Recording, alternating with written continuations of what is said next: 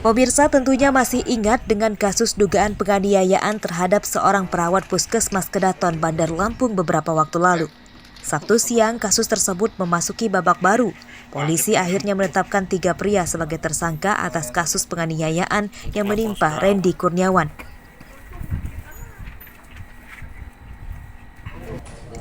Ketiga tersangka berasal dari satu keluarga, namun mereka belum ditahan polisi. Ketiganya yakni Awang, Dova, dan David, warga Tanjung Karang Barat, Bandar Lampung. Pada kasus ini, polisi menjerat para tersangka dengan pasal 170 KUHP dengan ancaman 7 tahun penjara.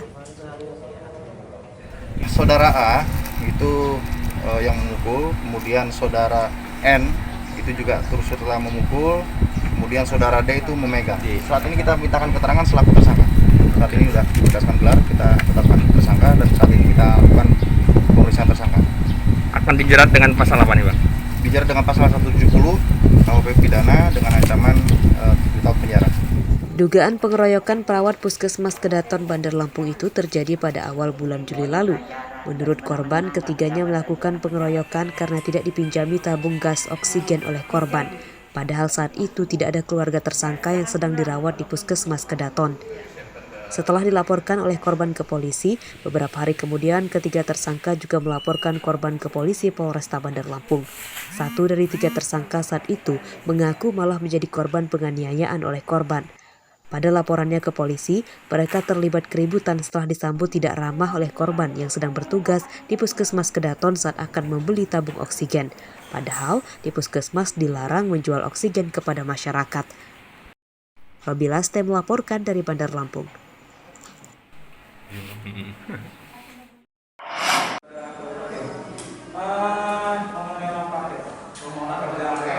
Sidang kasus korupsi kasus proyek rehabilitasi Pasar Cendrawasih Kota Metro tahun 2018 yang bernilai 3,7 miliar rupiah dengan 2 terdakwa Pansuri dan Suyitno kembali digelar di Pengadilan Negeri Tanjung Karang, Bandar Lampung.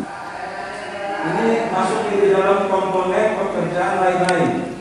Jaksa penuntut umum menghadirkan 5 orang saksi, yakni Surahman selaku Ketua Unit Pelayanan Pengadaan, lalu Nugroho Didi Sujana, Dwi Endah Mardi Utami, dan Ruri Astuti Wulandari. Yang keempatnya adalah anggota Pokja Kota Metro. Pada sidang yang digelar virtual, penasihat hukum Suyitno mendapati kejanggalan karena dari kelima saksi menyatakan tidak mengenal Suyitno selaku mandor proyek pembangunan pasar. Para pembela Suyitno kemudian meminta hakim untuk jeli melihat kasusnya. Dari awal sampai akhir, dari 5 saksi yang dihadirkan itu mengatakan tidak tahu dengan nama Suyitno. Satu tidak mengenal. Yang kedua, di dalam dokumen itu tidak ada nama Suyitno sebagai kuasa direktur. Bahkan hakim anggota 1 tadi menyatakan menanyakan dengan tegas nama Suyitno tidak ada dalam kuasa direktur. Sebelumnya, perkara korupsi pembangunan Pasar Cendrawasih Metro menjerat 2 terdakwa, yakni Pansuri sebagai kuasa pelaksana teknis kegiatan di Dinas Perdagangan Metro dan Suyitno selaku mandor proyek. Keduanya didakwa merugikan negara senilai 481 juta rupiah. Arsadi Saputra melaporkan dari Bandar Lampung.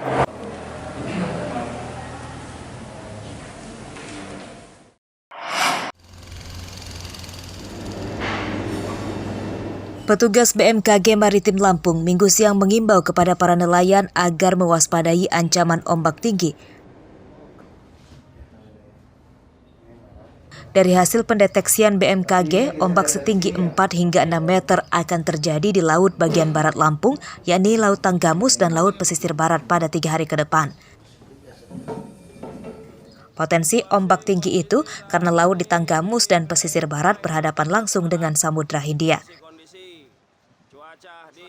Meski demikian, Laut Lampung masih aman dilewati oleh kapal-kapal besar, seperti kapal kargo antar negara.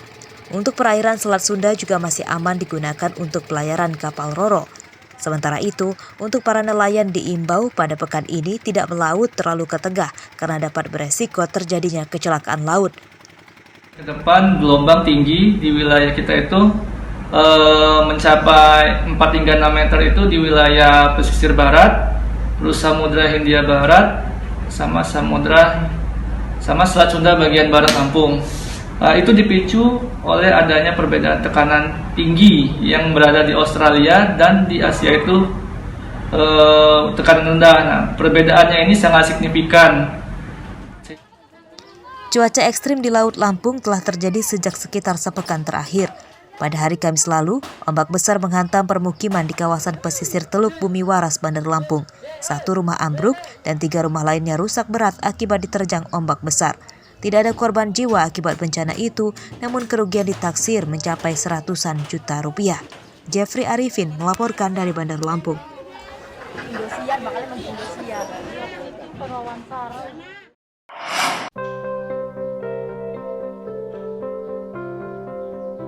Siapa bilang di rumah saja hanya untuk rebahan?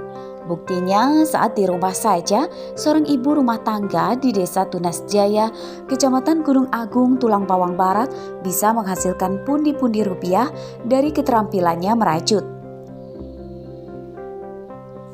Mengisi waktu di rumah dengan kreativitas seni bernilai ekonomi dilakukan Riana, ibu dari 3 anak, setelah sang suami merantau ke Jakarta.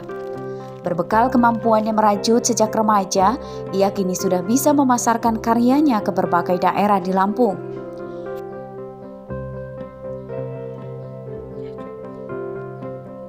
Setiap hari dibantu dengan anak sulung dan beberapa kerabatnya, mereka dengan tekun merajut benang wol menjadi berbagai bentuk, seperti taplak meja, wadah tisu, dan berbagai bentuk lainnya.